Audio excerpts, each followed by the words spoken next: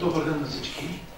Казвам се Христо Иванов и съм програмен директор на Българския институт за правни инициативи.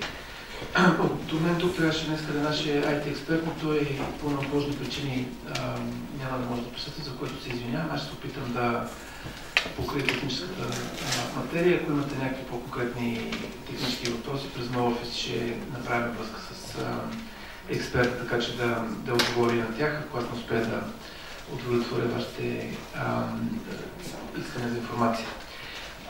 Темата, която ни събрава, повода, който ни събира днес, е, че приключваме нашия независим доклад за оценка на системата на случайно разпределение на делата.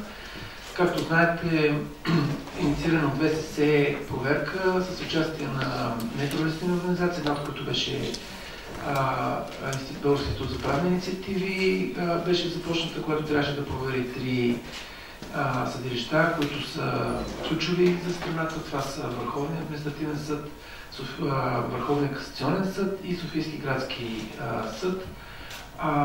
По средата на проверката тя беше прекъсната.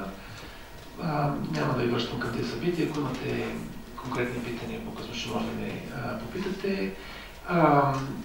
И това, което се случи, е, че ние въпреки всичко решихме да продължиме проверката, както беше запланирана, и получихме съдействие от ръководството на Софийски градски съд, за което трябва да бъде отчетено.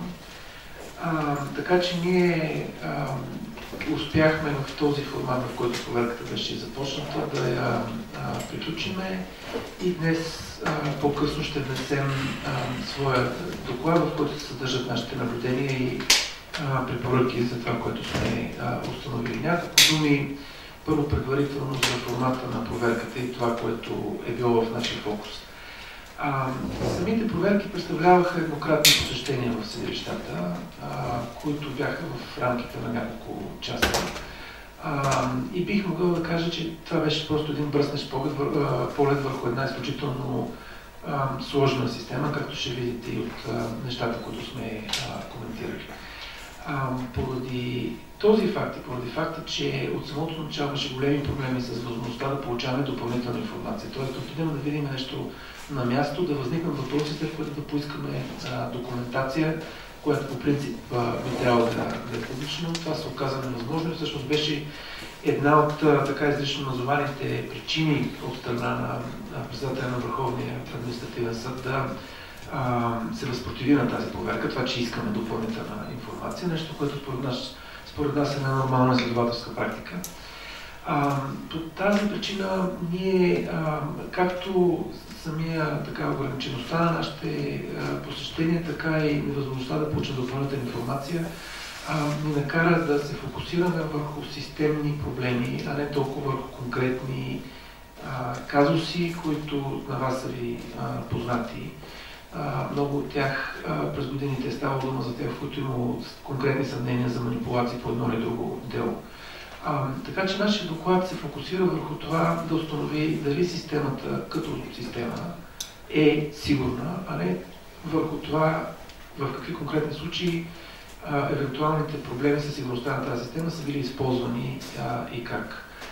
За да се отговори на този въпрос, трябва да се направят едни съвсем друг формат проверки, които в интерес на истината са в компетентността на други органи и на други публични действащи лица. Така че главната ни препоръка от тук нататък, ВСС каза, че продължава проверките и че тези проверки от тук нататък ще обхванат повече съдилища. Да, трябва да има още проверки, трябва още съдилища да бъдат проверени, но трябва да бъде изключително по-сериозна тази проверка, трябва да се стои с дни, да има възможност наистина да се проверят големи извадки от дела, да се проверят конкретните дела, които са станали медийно, така предмет на медийно внимание и на публични съмнения и да се проверят по такъв начин, че да бъде изчистена цялата фактология по тях.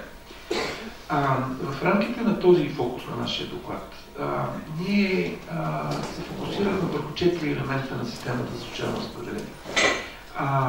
Това е на първо място, разбира се, програмните продукти, които осъществяват конкретното случайно разпределение. На второ място това е ролята на две ключови административни фигури в съдилищата, т.е. това са председателите на съдилищата и системните администратори или компютърните специалисти и техните възможности, мотиви и контрамотиви да влияят върху тази система. На трето място става дума за възможността на самите страни по делата да проверят дали тяхното дело е било наистина разпределено на случайен принцип и накрая възможността на контролния орган, инспектората на ВСС да контролира системата, така че да осигури нейната защита.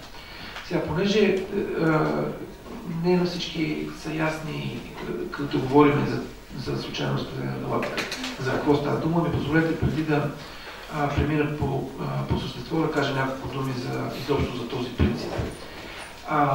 Този принцип е изключително ключова антикорупционна гаранция. Той осигурява да е невъзможно за никой преди делото да се падне на конкретен съдия-докладчик, съответно на конкретен състав, да се знае кой ще се произнесе по него. Тоест отнапред да се канализира делото към такъв съдия, който по един или друг начин може да бъде мотивиран да се произнесе в желана посока. Защото ако в един съд има 5 или 50 или 150 съдии, само част от тях, и то малка, уверявам ви, подлежат на една или друга форма на натиск. И тук далеч не става дума само за икономически форми на натиск.